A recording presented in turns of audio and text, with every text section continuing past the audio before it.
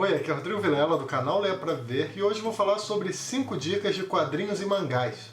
Esse é o primeiro vídeo de uma série que eu vou começar aqui pro canal esse ano, na mesma lógica de outros vídeos que eu já publiquei por aqui, como de 5 dicas de contos ou de livros por país. No caso aqui são 5 dicas de quadrinhos ou mangás, que é uma coisa que eu já leio com bastante frequência, mas tenho falado muito pouco por aqui. Bom, o primeiro quadrinho da lista de hoje é esse aqui, o Paciência, do Daniel Close e publicado pela editora Nemo. Para quem gosta de coisas relacionadas a viagens no tempo, esse quadrinho é uma opção bem legal. Só a capa já chama atenção, Tem o título impresso com tinta metalizada, parece também algo psicodélico, A capa é toda colorida, cheia de formas aleatórias, que são inclusive uma ótima prévia do quadrinho em si. Nesse quadrinho nós temos a história do Jack, um homem completamente apaixonado pela sua esposa, uma mulher chamada Paciência. Logo de início descobrimos que a Paciência estava grávida, o que foi uma boa e uma má notícia ao mesmo tempo, já que ambos gostaram muito da ideia de ter uma criança, mas estavam numa situação financeira bem complicada. Num determinado momento, ao voltar para casa depois do trabalho, Jack encontra sua esposa morta no chão da sala. Isso faz com que depois de um tempo ele fique completamente obcecado em descobrir quem assassinou a Paciência. Os anos passam, mas a coisa não muda, só que em 2029, já bem mais velho, ele descobre uma forma de viajar no tempo. Isso faz com que ele retorne vários anos para conseguir descobrir o que deu origem ao assassinato da sua esposa. A partir daí começa não só uma investigação, mas toda uma jornada bastante reveladora sobre o passado da Paciência, sobre como ele não sabia absolutamente nada dela. Na verdade, a primeira coisa que me chamou a atenção nesse quadrinho não foi nem a história necessariamente, mas sim a arte do Daniel Close. Esse trabalho do Daniel Close é extremamente particular, cheio de cores fortes e figuras exóticas. Você passa boa parte, inclusive, da leitura não apenas envolvido com a história, mas também vendo os detalhes, quase fascinado com o traço e principalmente com as expressões faciais que os personagens possuem.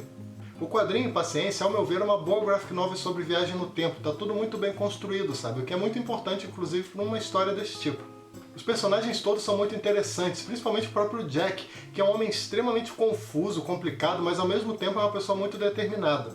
Além de tudo, esse é um quadrinho que te prende facilmente do início ao fim, numa grande mistura de suspense, humor e ficção científica. O segundo quadrinho que eu vou falar aqui foi, sem dúvida nenhuma, uma das maiores surpresas desse início de ano, que no caso é esse aqui, A Gigantesca Barba do Mal, do Stephen Collins e publicado também pela editora Nemo. Esse é daqueles quadrinhos extremamente críticos e que também trabalha com várias metáforas. A história é a seguinte, basicamente nós temos uma ilha, uma grande ilha chamada Aqui. Em volta da ilha tem o mar e na extremidade do mar existe o Lá, que é um local extremamente misterioso e que assusta todos os habitantes da ilha. A peculiaridade da ilha de Aqui é que ela é praticamente perfeita, Todos vivem em casas extremamente organizadas, com ruas limpas, as árvores estão sempre podadas, por exemplo, e as pessoas sempre estão arrumadas, barbeadas, sempre cumprindo a sua rotina com rigor quase que militar. O protagonista dessa história, um homem chamado Dave, é uma pessoa típica da ilha de Aqui, sempre organizado e seguindo o fluxo quase que perfeito das coisas. Só que por alguma loucura do destino, ele começa a ter uma barba que não para mais de crescer e é extremamente resistente. É como se as incertezas e os mistérios do Lá, aquele local que fica na extremidade do mar, tivessem de repente atacado aquele pobre indivíduo. A barba dele cresce tanto, mas tanto, que começa a se tornar não simplesmente um problema pessoal, mas algo que envolve toda e qualquer pessoa que vive naquela ilha. A grande sacada desse quadrinho é mostrar como o excesso de organização numa sociedade cria também uma estrutura extremamente frágil que qualquer imprevisto pode provocar uma grande confusão. Ele também deixa alguns questionamentos, Por exemplo, será que o excesso de organização realmente deixa as pessoas mais felizes? Será que isso não padroniza todo mundo e limita a criatividade? Outro questionamento tem a ver com a barba. Será que a barba realmente era algo maligno, algo do mal? Será que ela não foi algo benéfico para aquela sociedade? Nesse quadrinho dá para entender muito bem a importância das mudanças e também a importância de não ignorar o mundo à sua volta. Além da estrutura do quadrinho na parte narrativa ser extremamente criativa, esse também é um daqueles trabalhos que merece uma ou duas releituras para conseguir captar tudo de bom que ele tem para transmitir. Agora, começando os mangás, o terceiro trabalho que eu quero mostrar aqui é o excepcional mangá do Jiro Taniguchi, conhecido como O Homem que Passeia, publicado pela editora Devir. Olhando rapidamente, esse é um mangá bem simples, é basicamente composto por várias histórias bem pequenininhas de um homem caminhando pelas ruas. Não tem nenhuma grande aventura, ou um mistério para resolver, ou coisas desse tipo. É como o título diz, simples assim, um homem que passeia.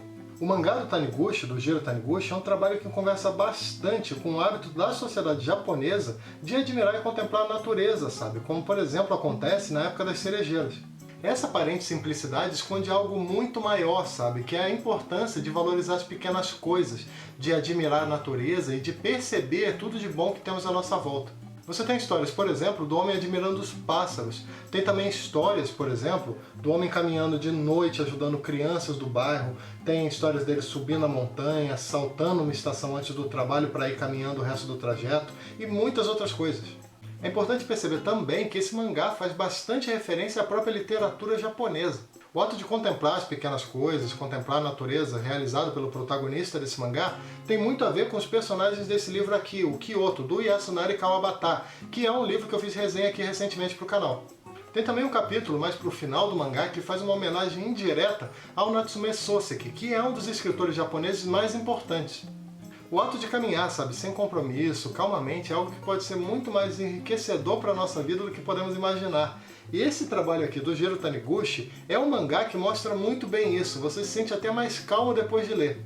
O quarto título da lista é o mangá Pluto, do Naoki Urasawa, publicado pela editora Panini. Por enquanto só tem um único volume publicado, se eu não me engano teremos uma série com 8 volumes no total. Se você perceber, aqui no título tem o nome do Osamu Tezuka também, que para quem não conhece, foi um dos mangakás mais importantes e influentes de todos os tempos. Ele, que é considerado o pai dos mangás, foi autor também de outros trabalhos extremamente importantes, como por exemplo Buda, Adolf, Dom Drácula e Astro Boy. Ele aparece na capa justamente porque esse mangá tem origem a uma adaptação de um episódio do Astro Boy chamado O Maior Robô da Terra. Pluto, que é um mangá super premiado, é sobre uma investigação num mundo onde os seres humanos vivem ao lado de robôs dos mais variados. O protagonista da história, um detetive com nome extremamente complicado, algo como Gesicht, ele investiga 2 casos de assassinato em que tem uma peculiaridade, né? No caso, as vítimas sempre são encontradas com chifres na cabeça. Ao que parece, os robôs mais poderosos, ou as pessoas, né, que defendem eles, correm o risco de sofrer algum atentado e são vítimas em potencial. Isso inclui o próprio Gesicht, que é um robô poderosíssimo.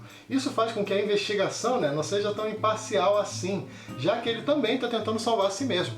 É muito importante perceber que esse mangá aqui não é simplesmente uma história de detetive muito bem construída, mas também é um trabalho com uma sensibilidade muito grande. Os robôs chegaram num nível de desenvolvimento que eles já são quase irreconhecíveis, né? Como se esteticamente eles fossem praticamente idênticos aos seres humanos. Não são todos os casos, né? A maioria dos robôs ainda tem um modelo antigo, mas muitos robôs, como o próprio detetive, já são praticamente clones de seres humanos. Os robôs também possuem sentimentos, sabe? Que funcionam de uma forma muito particular. Eles foram humanizados de tal maneira que você sente uma empatia muito grande com eles. Para vocês terem uma ideia, tem 3 capítulos que contam a história de um ex-robô militar que passou a servir como mordomo de um pianista idoso que era extremamente arrogante e rabugento. Esse robô, que era praticamente uma máquina de matar, sabe? Começa a sentir um interesse muito grande em aprender a tocar piano e faz de tudo para conseguir isso. É como se a música despertasse algo de bom nele.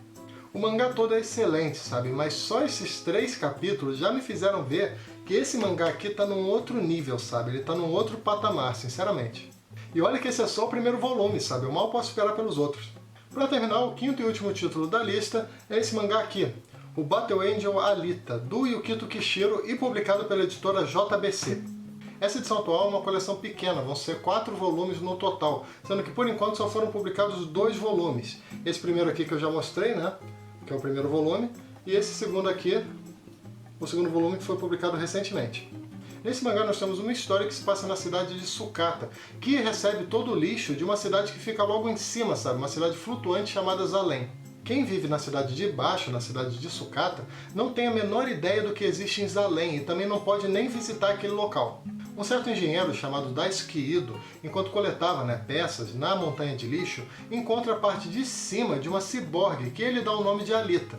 Ele então leva essa ciborgue para casa e conserta ela, fazendo com que ela volte a funcionar, e logo depois dá um novo corpo para ela. Para comprar as peças, esse engenheiro trabalhava capturando bandidos de noite em troca do dinheiro das recompensas. Só que num certo momento a Alita aparece, achando que ele estava em perigo, e salva ele usando técnicas de artes marciais que eram absurdamente sofisticadas. Isso mostra que a Alita não era simplesmente uma ciborgue qualquer, sabe? Ela era muito mais complexa, ela era na verdade uma guerreira de combate, o que gera inúmeras aventuras ao longo do mangá.